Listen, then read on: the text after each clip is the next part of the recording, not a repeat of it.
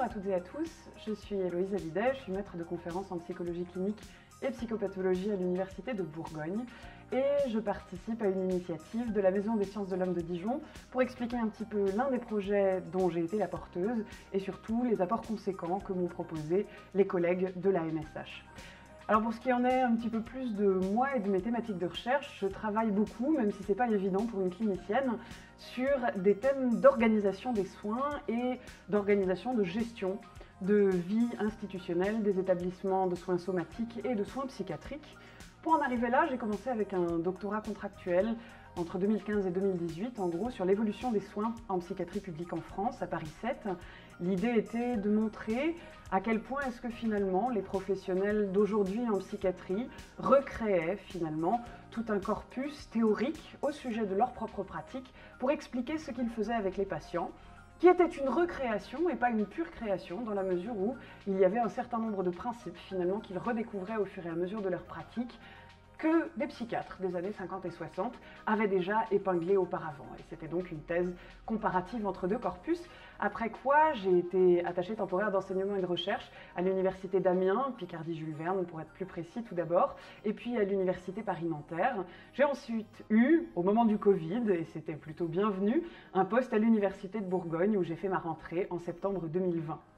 À partir de ce poste-là, justement, j'ai déposé une réponse à l'appel à projet TTP, Travail, Transmission, Pouvoir, de la Fédération Inter-MSH de région Bourgogne-Franche-Comté, avec mon binôme, qui est devenu mon principal binôme interdisciplinaire, Florent Chépins, qui est professeur de sociologie au LASA, à l'Université de Franche-Comté, et sans qui je n'aurais pas pu faire la recherche que je vais vous présenter maintenant. Pour en parler un peu plus de la dite recherche, Viral 19, il fallait oser le jeu de mots, j'en conviens. Viral 19 est une recherche sur le vécu et l'expérience des directeurs et des directrices d'hôpital pendant la crise sanitaire, la pandémie de Covid-19 dans les hôpitaux publics français.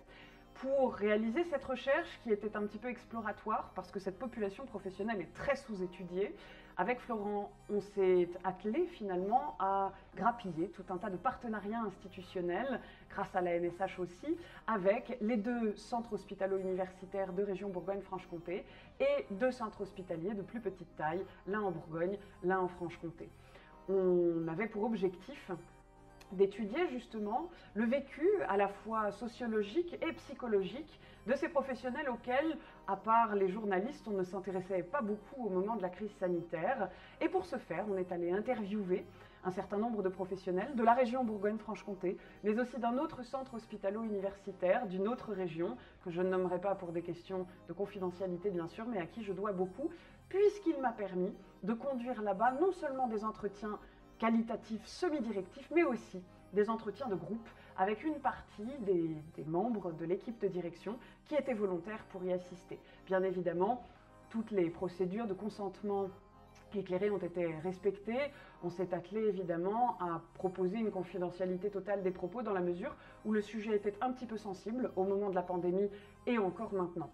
On a réalisé 33 entretiens environ et 4 séances de focus group dans différents hôpitaux entre mars 2021 et juillet 2021, après quoi Florent et moi avons procédé à une analyse qualitative des données purement inductive pour respecter le caractère exploratoire du projet, qui nous a permis de tabler sur un certain nombre de,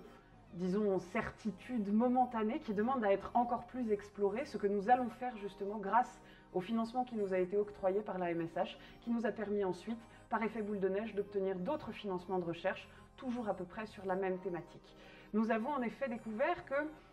finalement, évidemment, la vie psychique des directeurs et directrices gagne à être connue, mais aussi leur trajectoire professionnelle. Comment est-ce qu'ils en arrivent là? Comment est-ce qu'ils conçoivent leur métier? Et surtout, dans le cadre de la crise sanitaire, la façon dont ils et elles avaient vécu ces fonctions qu'ils avaient tenues parfois dans une grande solitude, et notamment une grande solitude émotionnelle du fait de l'impossibilité de partager leurs éprouvés avec leurs collègues. Nous avons aussi découvert que finalement il était possible d'accompagner en groupe ces professionnels, alors même que l'éthique de la haute fonction publique est plutôt individualiste. Et j'ai pu mener ensuite, grâce à un autre financement de l'Université de Bourgogne, mais qui reposait sur les résultats préliminaires de cette recherche, des séances d'accompagnement, de sensibilisation au co-développement à l'École des hautes études de la santé publique grâce à Paola Cristofalo qui est maître de conf en sociologie.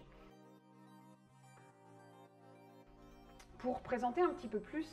ce que la MSH m'a permis de faire grâce à ce financement et grâce à ces dispositifs d'appui, il faut d'abord que je dise ce qu'il ne faut pas faire. C'est-à-dire que lorsque je suis arrivée au poste, la première chose qui s'est passée, c'est que j'ai donc décidé de déposer une réponse à appel à projet sans en informer la MSH. Ce qui était très dommage, et ce qui m'a été dit d'ailleurs lorsque j'ai eu le financement de l'appel à projet TTP, c'était que j'aurais pu faire appel, chose que j'ai fait à partir de là, j'aurais pu faire appel au service de soutien et d'appui à la recherche pour m'aider justement à structurer des projets qui obtiendraient plus facilement ensuite des financements de recherche. Et je me suis appuyée là-dessus sur l'aide très précieuse de Sabine Palmer, qui m'a permis justement de concrétiser d'autres projets, qui a relu d'autres projets de recherche qui étaient tirés des résultats de Viral 19 pour que je puisse poursuivre les recherches qui avaient été lancées grâce au financement de la Fédération Inter-MSH. Donc bien sûr,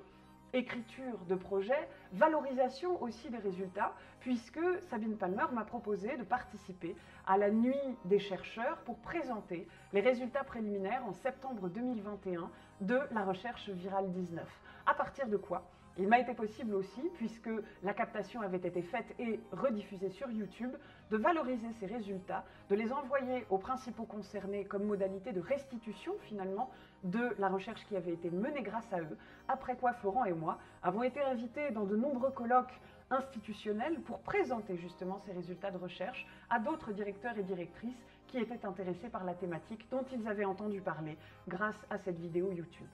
Et puis, une dernière chose que la MSH m'a permis de faire. On se représente assez mal à quel point il peut être difficile de se mettre seul à l'utilisation de logiciels, même en recherche qualitative. Donc on ne parle pas de R, je ne fais pas de statistiques, mais on peut avoir besoin d'analyse quantitative des données qualitatives avec par exemple Iramutech ou d'analyse qualitative des données qualitatives avec NVivo. Ces deux logiciels m'ont été présentés et j'ai pu m'inscrire à des formations organisées par la MSH de Dijon pour permettre aux chercheurs justement de monter en compétences, d'utiliser les outils qu'ils peuvent se procurer grâce au financement de recherche afin quand même de constituer des corpus un peu plus propres, de constituer aussi des bases de données de recherche plus intéressantes, plus cohérentes, plus pertinentes et surtout plus faciles d'utilisation pour extraire les résultats intéressants de ces données de recherche. Je m'en arrête là pour vous dire à quel point est-ce que précisément la Maison des Sciences de l'Homme de Dijon, je lui dois beaucoup, puisque c'est elle finalement qui m'a accueilli grâce à ce premier financement de recherche, grâce auquel j'ai eu ensuite une bourse qualité recherche de l'université et aussi un projet région. Façon donc de vous dire que je leur suis extrêmement reconnaissante et que cela vaut le coup de travailler avec eux. Merci beaucoup d'avoir regardé cette vidéo et n'hésitez pas à me poser des questions si vous êtes curieux, si vous souhaitez plus d'informations.